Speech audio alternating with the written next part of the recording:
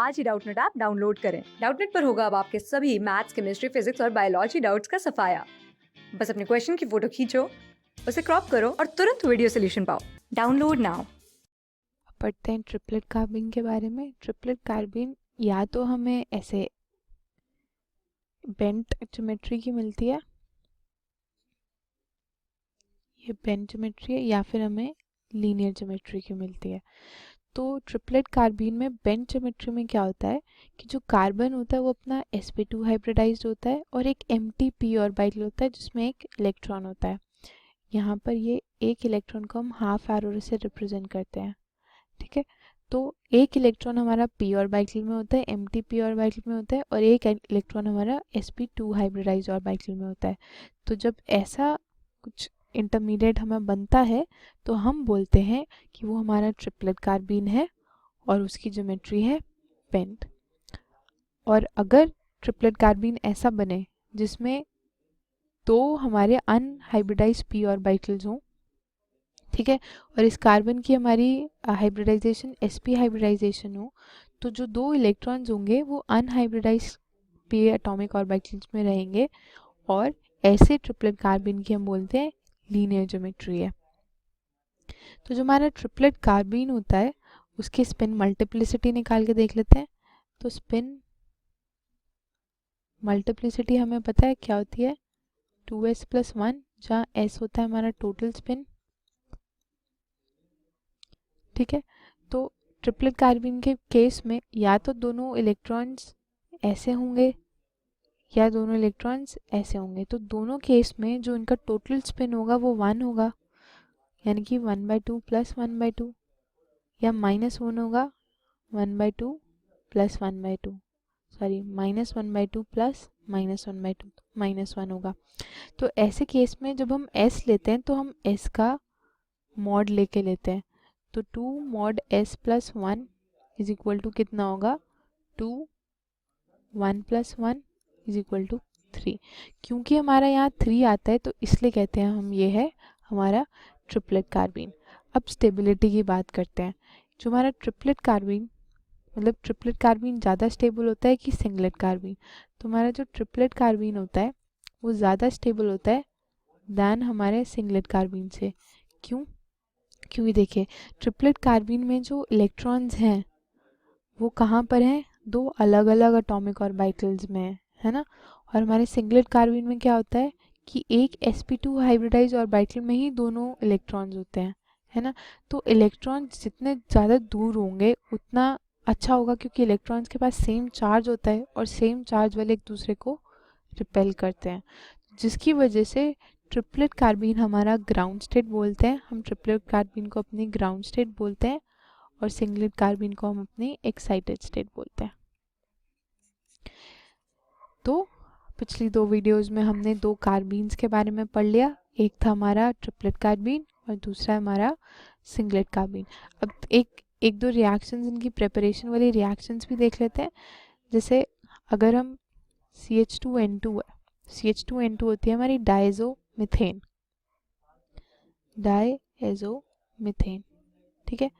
अगर हम इसको हीट कर देते हैं या लाइट की प्रेजेंस में ये टूट के कार्बीन देता है और N2 देता है। अब कार्बीन का जो दूसरा नाम है वो होता है मिथाइलिन, मिथाइलिन, कार्बीन का दूसरा नाम है मिथाइलिन। ऐसे ही अगर आपके पास CH2N2 की जगह RCHN2 है तो उसको हीट करके भी हमें RCH, कार्बीन को हम ऐसे रिप्रेजेंट करते हैं, 2 इलेक्ट्रॉन जैसे दिखाते हैं +N2, ठीक है। एक बहुत ही फेमस रिएक्शन है जो कि है हमारी Simon Smith reaction, Simon SMM आता है, sorry SMM, Simon Smith reaction. इसमें क्या होता है, हम CH2I2 लेते हैं प्लस Zn, जिंक या कॉपर का कपल लेते हैं और इसको हीट कर देते हैं, तो हमें सीधा कार्बीन मिलता है CH प्लस ZnI2, ठीक है।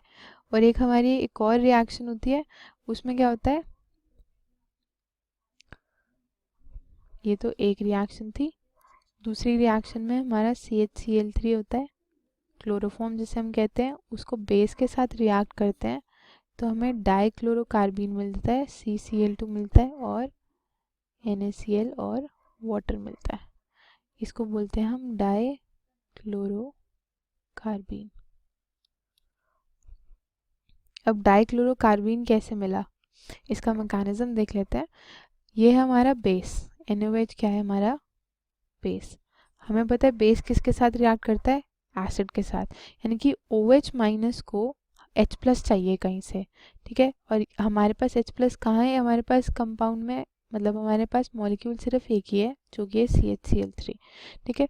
तो OH माइनस ना इस H प्लस को ले जाता है। अब इस H प्लस को क्यों ले जाता है, क्योंकि जो रिजल्टेंट ये बनता है ना अपना CCl3 माइनस, ये बहुत स्टेबल होता है। ये स्टेबल क्यों है, क्योंकि इंडक्टिवली 3 क्लोरीन एटम्स जुड़े हैं, वो इंडक्टिवली इलेक्ट्रॉन्स विड्रॉ कर लेते हैं। इलेक्ट्रॉन्स विड्रॉ करने से जो ये नेगेटिव चार्ज है वो डिसिपेट होता है। आगे आने वाली वीडियोस में हम पढ़ेंगे कि इंटरमीडिएट्स की स्टेबिलिटी कैसे देखते हैं। हमें पता है कि कंपाउंड्स जितने न्यूट्रल होते हैं उतने ज़्यादा स्टेबल होते हैं, तो मतलब उस पर नेगेटिव चार्ज है तो वो अनस्टेबल है। अगर हम नेगेटिव चार्ज को किसी तरह डीलोकलाइज कर देंगे तो वो थोड़ा स्टेबल हो जाएगा, यानी कि थोड़ा न्यूट्रल होने की तरफ जाएगा, है ना। तो इंडक्टिवली जो क्लोरीन एटम्स क्या होते हैं, इस नेगेटिव चार्ज को अपनी तरफ अट्रैक्ट करते हैं, क्योंकि क्लोरीन की इलेक्ट्रोनेगेटिविटी ज़्यादा होती है। तो नेगेटिव चार्ज हम कहते हैं डिसिपेट हो रहा है, ठीक है, जिसकी वजह से ये इंटरमीडिएट काफ़ी स्टेबल हो जाता है, ठीक है। और फिर हमारा Na प्लस बनता है, Na प्लस बन गया और H2O बन गया। अब क्या होता है, अब जो ये क्लोरीन एटम है वो इजीली लीव कर जाता है Cl माइनस से, और हमें माइनस Cl माइनस कर दो तो हमें आराम से हमारा CCl2 डाइक्लोरो कार्बीन मिलता है। तो ये तो था कुछ कार्बीन की प्रेपरेशंस, एक दो रिएक्शंस, मेन रिएक्शंस हैं। इनके चांसेस हैं आगे जाके पूछे जाने के लिए। बाकी आपको पता होना चाहिए कि ये कैसे रिएक्ट करते हैं। जैसे साइमन स्मिथ रिएक्शन है, बहुत ही फेमस और बहुत ही फेमस नेम रिएक्शन है। बस आपको पता होना चाहिए कि CH2I2 लेते हैं Zn कॉपर कपल के साथ और हमें वो कार्बीन दे देता है।